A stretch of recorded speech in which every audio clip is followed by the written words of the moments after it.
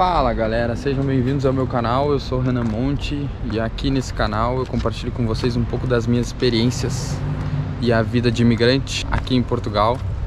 Então hoje eu vou falar para vocês sobre os pontos negativos daqui de Portugal ou da vida de imigrante no geral, mas eu vou relatar mais ou menos o que eu achei nesses 4 meses que eu estou aqui, beleza?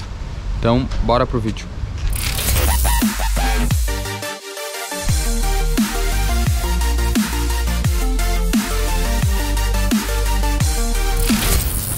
E então pessoal, já tô aqui sentadinho na minha meio sol, meio sombra, porque aqui se tá na sombra é frio, se tá no sol é quente, então tem que ficar nesse meio termo aí.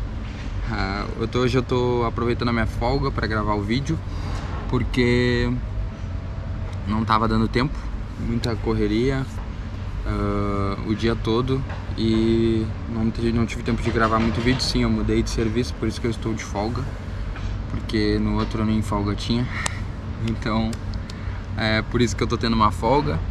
E aí vou aproveitar a folga para fazer o vídeo para vocês. Vou fazer o vídeo em 2 partes, vai ser a parte 1 e a parte 2. A parte 1 é os pontos negativos e a parte 2 é os pontos positivos, porque obviamente, né, se eu estou aqui ainda é porque existem pontos positivos, certo? Então vamos à lista que eu já anotei, deixei separada para comentar sobre cada assunto com vocês e me aprofundar mais em cada assunto. Então vamos ao primeiro ponto negativo aqui de Portugal. Só para deixar claro antes de mais nada, isso é a minha opinião, é simplesmente a minha opinião sobre o que eu já vivi aqui, sobre tudo que eu estou passando e já passei. Então, primeiro ponto negativo aqui de Portugal, no meu ponto de vista: burocracia. Por que a burocracia? Porque é igual ao Brasil, gente. Aqui é igual ao Brasil. A burocracia, ela existe e ela é muito travada. Tu consegue ir num ambiente e receber uma informação de um funcionário daquele ambiente e no mesmo ambiente receber outra informação de outro funcionário. Simples assim. Eu, quando fui abrir conta em banco, por exemplo, eu fui até vários bancos e nenhum estava abrindo conta para imigrante. E aí eu fui no Santander como última luz. Fui no Santander e no Santander o rapaz me falou que eles abriam conta, né, pra mim depois fazer a atividade, que aqui a atividade é como se fosse o MEI no Brasil. E aí eu, beleza. Aí ele disse, com o agendamento da atividade eu consigo abrir a tua conta. E eu, tranquilo, então vamos lá. Aí eu estava, quando ele me disse isso, eu fiquei aguardando ele. E passou uma outra funcionária do banco e perguntou o que eu estava fazendo ali. Eu disse, estou aguardando porque eu tenho um agendamento na atividade, preciso abrir a conta bancária. E ela me disse, não, o Santander não abre conta bancária para quem não tem atividade aberta e nem com agendamento. E eu falei, ué, mas o outro rapaz disse, não, mas não fazemos. Eu falei, não, então eu vou ter que aguardar o outro rapaz que me deu a primeira informação, porque eu preciso abrir a conta. Tipo, vou explicar para vocês. Para abrir o MEI aqui, que é a atividade, tu precisa de uma conta no banco para poder fazer essa abertura de atividade, que é a conta que tu vai receber, né, os teus serviços prestados, vamos dizer assim. E para abrir a conta no banco, tu precisa ter um emprego, ou um contrato de trabalho, ou uma atividade aberta. E aí, se um precisa do outro, qual que vai ceder primeiro? Entendeu? Tipo, um tem que aceitar primeiro para depois o outro.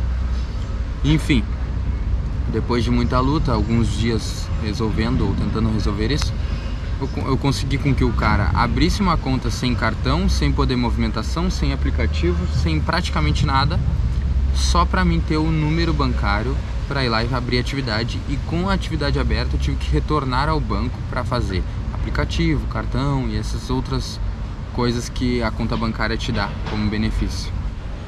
Beleza, vamos ao segundo ponto negativo aqui.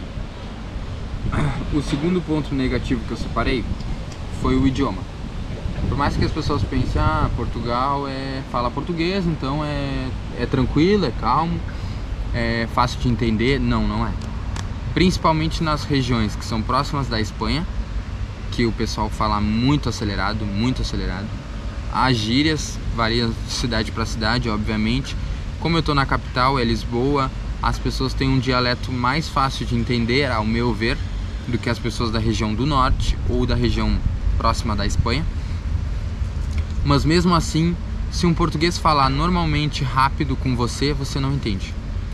Pelo menos não no início, até acostumar o ouvido aquela velocidade de palavras, porque é como se fosse um espanhol, só que em português de velocidade. Então é bem complicado. Às vezes é mais fácil de entender em inglês do que propriamente em português. Eles têm bastante palavras que são meio que pega-ratão, sabe?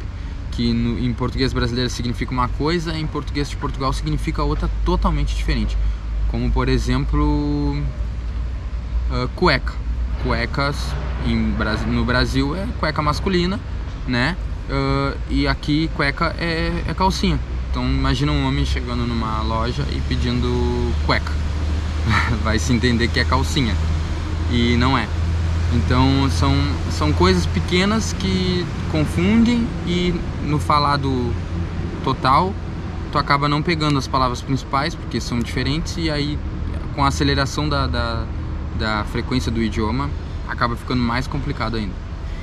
Então não é fácil, pessoal, não é tão simples assim só por ser português. A parte boa, logicamente, é que as placas, as informações tradicionais, no caso, elas são ditas de uma forma padrão, que nem no Brasil a gente lê, siga para lá, ou vai para cá, tipo, essas coisas assim que são padrões, a gente consegue ser facilitado melhor do que no inglês, por exemplo, para quem não tem inglês. Porém, no falado é uma dificuldade a mais. Vamos ao terceiro ponto negativo aqui de Portugal. Logicamente isso é para brasileiros, tá? É o clima frio. Por mais que Portugal no verão faça muito calor, e aqui é muito calor, tipo, eu cheguei a pegar temperaturas aqui de 40 graus nesse verão, certo? Por mais que tenha essa temperatura quente, os dias amanhecem frios, ou no mínimo numa temperatura tranquila, e anoitecem também frios. Então é difícil tu pegar uma noite muito quente. O dia tu até pega, no sol principalmente, foi que nem eu falei no começo aqui do vídeo. Tu tá no sol, tu sente muito calor, e automaticamente tu vai pra sombra, tu já sente a falta de um casaco. É bem assim. E eu imagino que no inverno seja muito mais frio, porque eu cheguei aqui na primavera, ou seja, já era uma estação prévia do verão, e mesmo assim o vento era muito gelado, de noite ficava muito frio. Então o clima frio é um ponto negativo, principalmente para os brasileiros. Mesmo eu sendo gaúcho do Rio Grande do Sul, eu senti um frio mais gelado do que o da minha região. Vamos ao quarto ponto, que são os salários baixos. Claro, eu vivo na capital, que é Lisboa, e automaticamente o custo de vida aqui ele é um pouco elevado. Mas o salário em Portugal, comparado à União Europeia, é um dos mais baixos que tem. E isso acaba sendo um ponto muito negativo para o país, porque ele não te dá todo o suporte que tu precisa apenas num salário. E isso acaba dificultando bastante, principalmente para o imigrante, porque normalmente vem com pouco dinheiro ou com dinheiro suficiente para se manter alguns meses, mas já precisa fazer girar a engrenagem, né? Fazer o dinheiro aumentar, ou ter mais reserva, comprar coisas que no Brasil às vezes tu já tinha, como carro, moto, televisão, eletrodoméstico, coisas desse tipo. E aí tu precisa de dinheiro. Aqui não tem o formato de parcelamento igual no Brasil, logicamente para quem não tem a residência, óbvio, mas isso é uma coisa que para o imigrante acaba sendo bem negativa, que é o salário ser baixo. Por mais que o poder de compra ainda consiga suprir isso, é uma dificuldade a mais para quem é imigrante. Para quem já tem a residência, acaba facilitando mais, porque tu tem a opção de financiamento em quase tudo só com teu cartão de residência. Então se tu for fazer um procedimento, se tu for num dentista, Se tu for fazer qualquer coisa, tu consegue financiar em 12, 24, 36 vezes sem problema algum, só por ter o cartão de residência. Então esse é um ponto negativo para o imigrante. Vamos ao quinto ponto negativo aqui de Portugal: aluguéis caro. Sim, gente, com a imigração veio a diversidade e aí veio a procura, e essa procura de aluguéis acabou fazendo subir muito o valor, que isso meio que fica num ponto a favor para os salários baixos, que é o aluguel ser muito caro para um salário que não condiz. Às vezes o aluguel custa mais que um salário. Então é bem complicado. Por mais que eu viva na capital e eu sei que aqui o valor é um pouco mais elevado dos aluguéis, não faz sentido os aluguéis ser tão caro, ou não faz sentido, obviamente, o salário ser tão baixo, porque para te achar qualquer apartamento T0 aqui parte de 500 a 600 euros, e se for T1, T2 vai aumentando de 100 em 100 euros. Resumindo, para te ter um T1 ou um T2 para quem tem filhos, já bate o salário. Então já fica um salário praticamente morto no arrendamento, e isso é um ponto bem negativo. Vamos para o sexto ponto negativo, que são as grosserias. Por mais que tem gente que diz, português tem preconceito com brasileiro, português... Claro que existe, isso vai existir em qualquer lugar, assim como pode ter brasileiros que tem preconceito com portugueses no Brasil. É uma coisa bem natural de pessoas que não estão acostumadas com a diversidade, elas terem um bloqueio maior com quem é diferente delas. É normal isso. Porém, eles têm um jeito diferente de lidar com as situações. Eles são mais diretos, mais objetivos, e isso acaba sendo uma ofensa para o brasileiro, porque ele acha que tudo é com jeitinho, tudo é mais suave, e para eles não, é isso, se tu quer, tu quer, se tu não quer, tu não quer. Então é uma coisa direta. Eu acho que é um ponto negativo para quem é brasileiro, mas não acho que seja algo preconceituoso. Então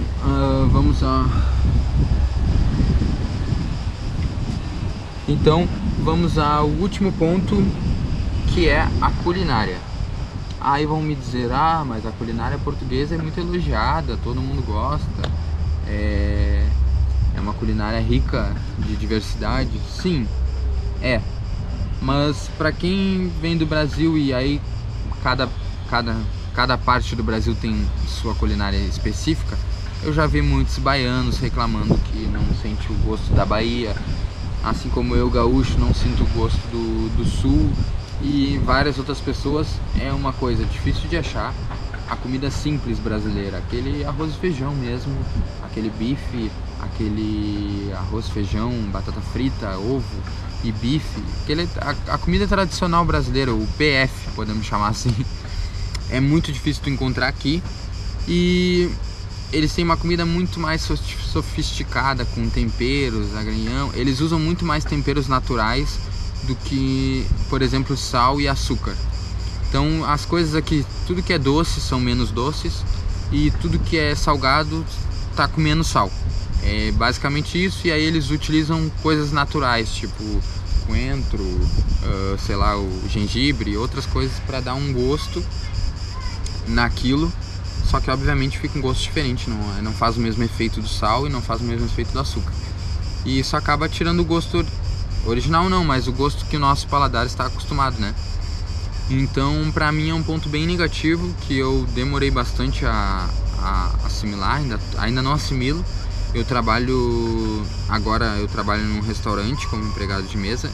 Eu vou contar em outro vídeo sobre essa minha experiência nova que está sendo. E basicamente 80% do cardápio de lá eu não comeria, eu não pagaria para comer, entendeu? Porque não é uma comida que me agrada, e é um restaurante muito, muito bem conceituado. Então esse é o sétimo e último ponto que eu vou falar nesse vídeo, dos pontos negativos de Portugal. É a culinária, para encerrar.